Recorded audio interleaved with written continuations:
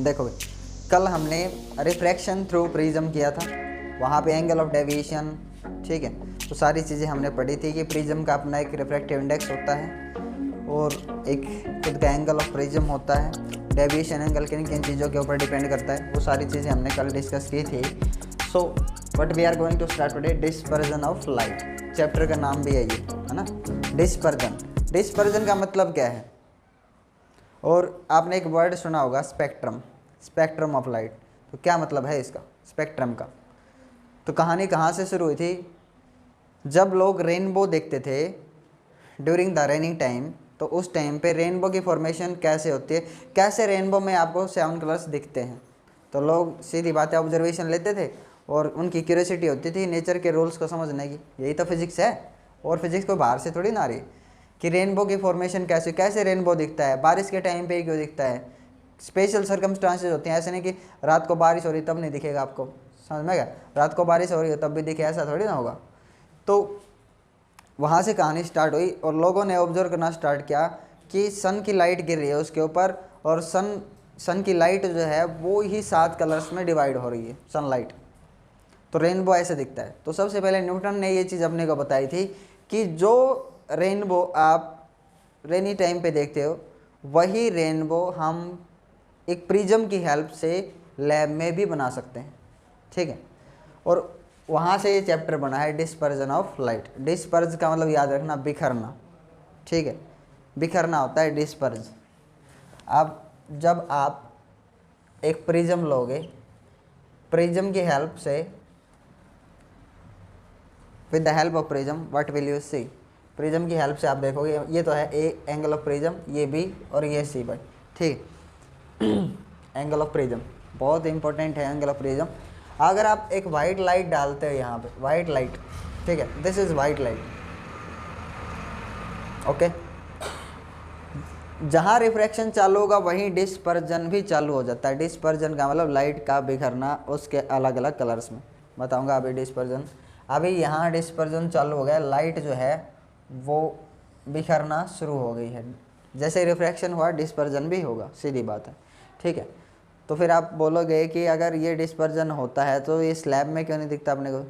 Slab में ही क्यों? देखिए खास चीज़ है ये, खास एंगल है, दोनों सरफेसेस का एक खास एंगल पे झुका होना, ठीक है, वो डिपेंड करता है उसके ऊपर। मटेरियल तो इसमें भी ग्लास ही है, और मटेरियल तो लेटरल डिस्प्लेसमेंट जो आपने पढ़ा था ग्लास स्लैब, उसमें भी तो ग्लास ही था।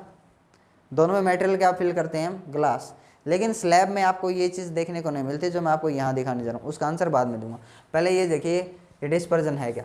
एक वाइट लाइट को जब आप एंटर कराते हो, यहाँ इंटरफेस पे रिफ्रैक्शन चालू होगा, डिस्पर्जन भी चालू होगा साथ में। अगर आप यहाँ पे एक स्क्रीन लगा लेते हो, स्क्रीन पर क्या ऑब्जर्व करोगे आप? ये ऐसे और ये ऐसे, ठीक है। ऊपर ऊपर आपको ऐसे पैचेस बनते दिखते हैं, यहाँ पैचेस बने हैं धब्बे। ऊपर ऊपर आपको रेड पैच दिखाई देगा, नीचे नीचे वॉयलेट, ठीक है। अब अगर आप इसको ध्यान से ऑब्जर्व करोगे तो यहाँ जो कलर आपको दिखाई देगा, यहाँ वॉयलेट, वॉयलेट के बाद इंडिगो, उसके बाद अलग कलर यहाँ पे ग्रीन, येलो, और फिर ऑरेंज, और फिर ऊपर ऊपर रेड। समझ में रहा है? नीचे नीचे वॉयलेट कलर और ऊपर ऊपर रेड कलर। तो किस पैटर्न में आपको दिखेगा ये? ऐसे विबग्योर हमने शॉर्ट फॉर्म बनाई है इसकी, सभी कलर्स के लिए शॉर्ट एब्रीविएशन बनाई है विबग्योर। समझ में गया? अगर आप देखो यहाँ से ही ये डिस्पर्जन चालू हुआ था, और ये लो भाई, तो ये डिस्पर्जन है। क्या है ये? डिस्पर्जन मतलब splitting of white light, splitting of white light into its 7 constituent colors is called dispersion of light। Light का उसके साथ अलग अलग कलर्स में बिखरना, टूटना ही क्या बोला जाता है? डिस्पर्जन। अब यहाँ पे जो आपको विबग्योर दिखाई दे रहा है ना, विबग्योर, ठीक है, ये जो है ये आपको 7 कलर्स दिखाई दे रहे हैं, ये क्या बोला जाता है? स्पेक्ट्रम। क्या है ये? स्पेक्ट्रम। ये विबग्योर है ना, स्पेक्ट्रम। बैंड ऑफ 7 कलर्स क्या बोला जाता है बेटा? ये बैंड ऑफ 7 कलर्स, यही तो है स्पेक्ट्रम। समझ में आ गया, वाइट लाइट का स्पेक्ट्रम है ये। हालांकि ऊपर ऊपर रेड है, यहाँ पे ध्यान से देखो, ऊपर ऊपर रेड है और नीचे नीचे क्या है, वॉयलेट, लेकिन हम इसको नीचे से ऊपर पढ़ते हैं, याद रखना। तो इसलिए विब और कुछ नाम मत बता देना इसका, कभी और कुछ सोचो। समझ में आ गया। अब आप देखोगे रेड कलर को कंबाइंड किया है प्रिज्म ने। इस प्रिज्म का एक रिफ्रैक्टिव इंडेक्स है, हमने पहले वाले वीडियो में पढ़ा था। इस प्रिज्म का क्या है कि रिफ्रैक्टिव इंडेक्स म्यू।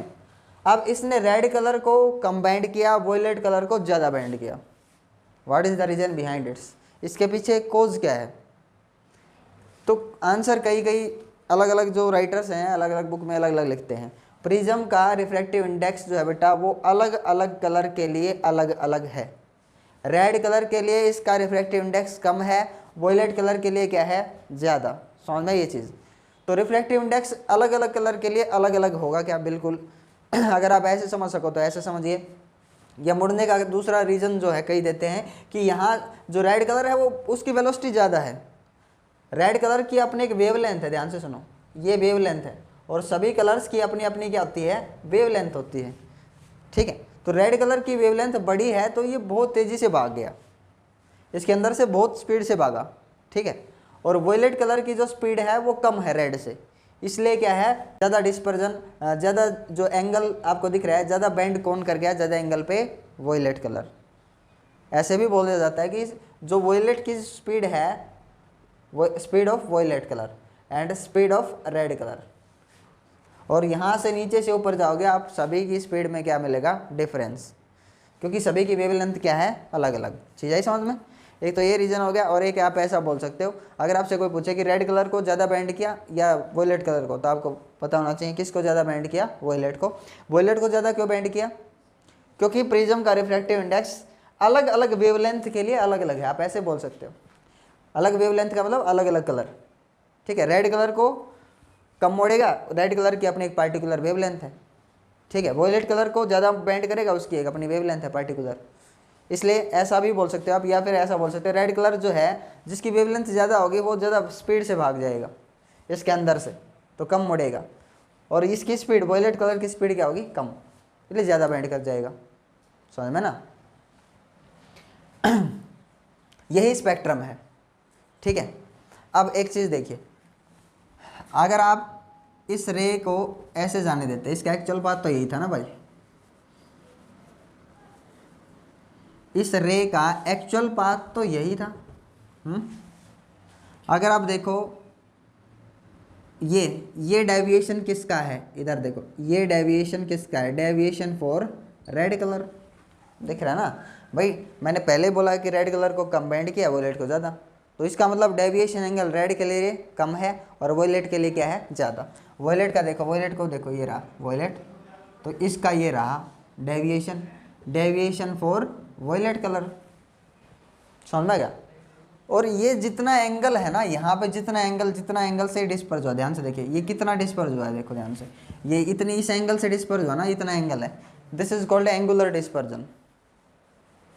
भाई डिस्पर्ज जो हुए हैं कलर्स, उनका जो एंगल है ना, देखो उनका एंगल कितना है, यही वाला तो है, ये क्या बोला जाता है, एंगुलर डिस्पर्जन। तो ये कैसे निकलेगा, ये निकलेगा delta V D V minus में डी आर। आया कुछ समझ में। एंगुलर डिस्पर्जन क्या होता है,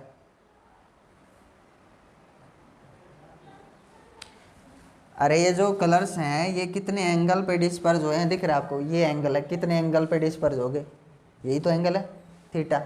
तो ये किस तरह से निकलेगा, deviation for violet minus deviation for red, क्या आ जाएगा आपके पास, थीटा, एंगुलर डिस्पर्जन। आया समझ में। हम सिर्फ काम की चीज़ें पढ़ेंगे जो 12th के बिहाफ से इंपॉर्टेंट हैं बस। So what is angular dispersion.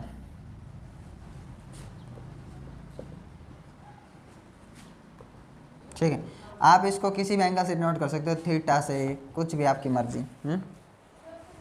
तो angular dispersion this is theta.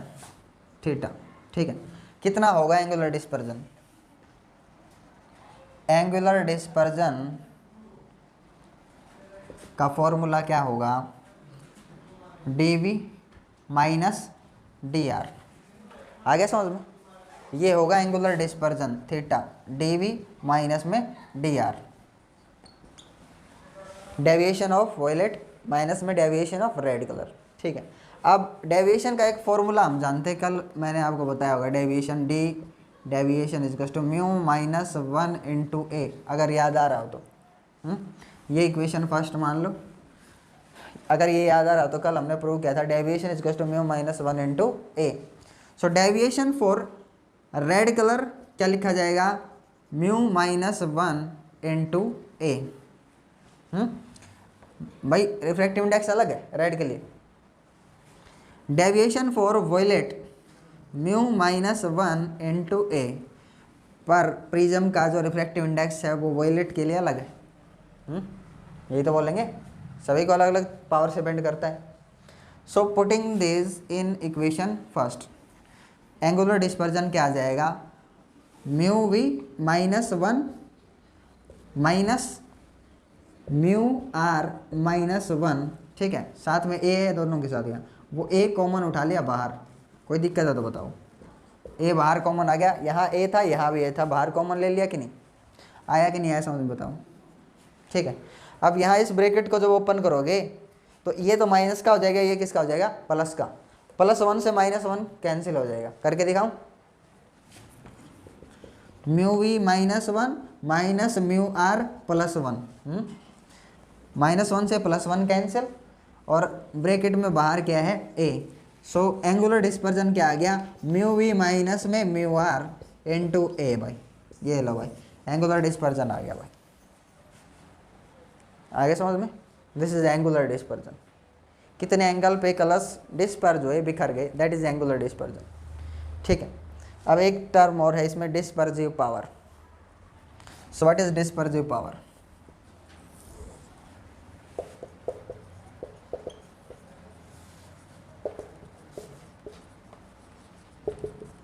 Dispersive power को ओमेगा से डिनोट करते हैं, डब्ल्यू मान लो इसको, ओमेगा मान लो, कुछ भी कहो आप, ठीक है।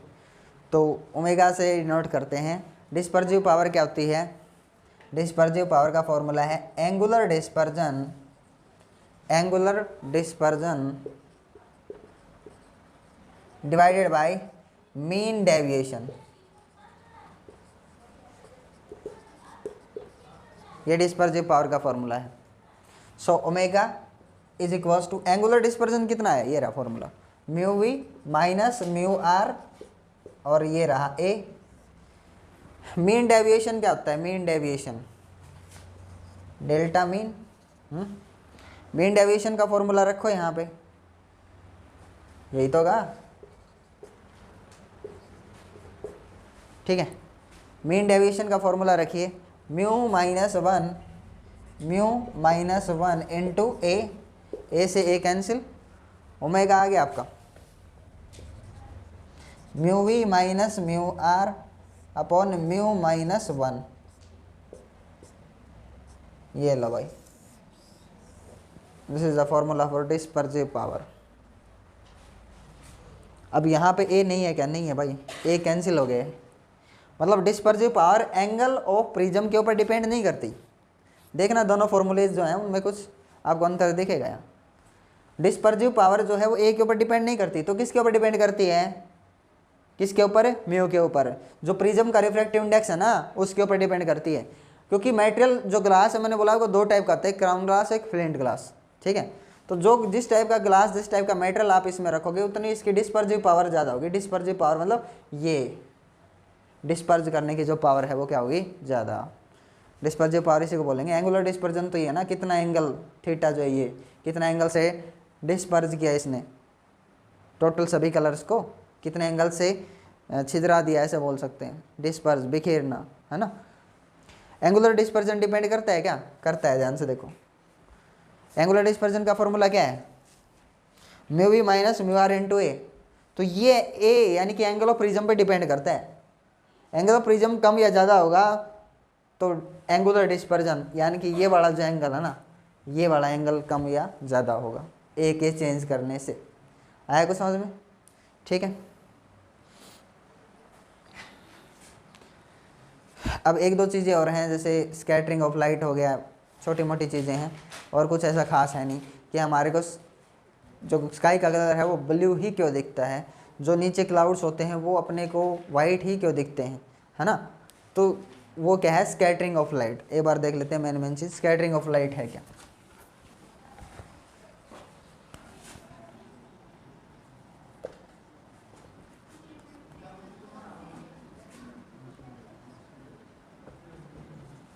स्कैटरिंग ऑफ लाइट क्या है भाई, लाइट का बिखरना है ये भी एक टाइप से, ठीक है।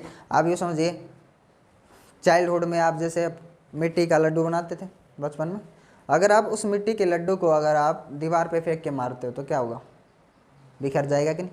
वही हाल लाइट के साथ भी होता है। जब लाइट जो है जब किसी पार्टिकल से टकराती है ना तो बिखर जाती है, और उसी बिखरने को क्या बोलते हैं हम, स्कैटरिंग। समझ में आ गया। और इसी स्कैटरिंग ऑफ लाइट के कारण आपको जो स्काई का कलर है वो ब्लू दिखता है, ठीक है।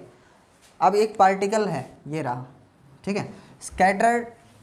Scattering of light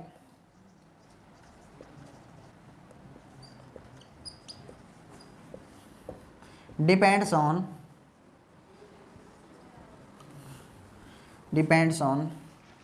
size of suspended particles in the atmosphere।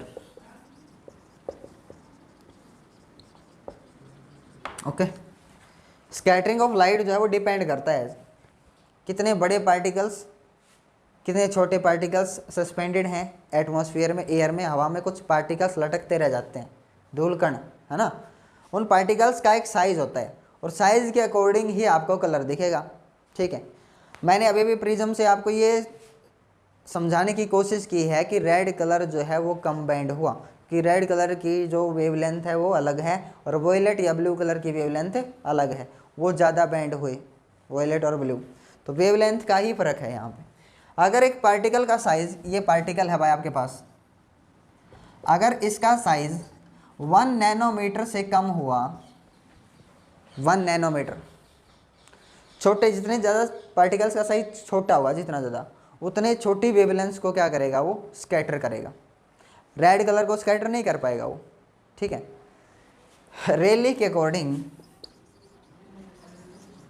एक साइंटिस्ट है, स्कैटरिंग according to Rayleigh,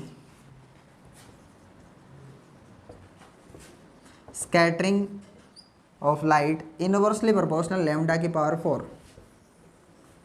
ये याद रखना, जितना वेवलेंथ छोटा उसकी पावर 4, उतना ज़्यादा क्या मिलेगा, स्कैटरिंग।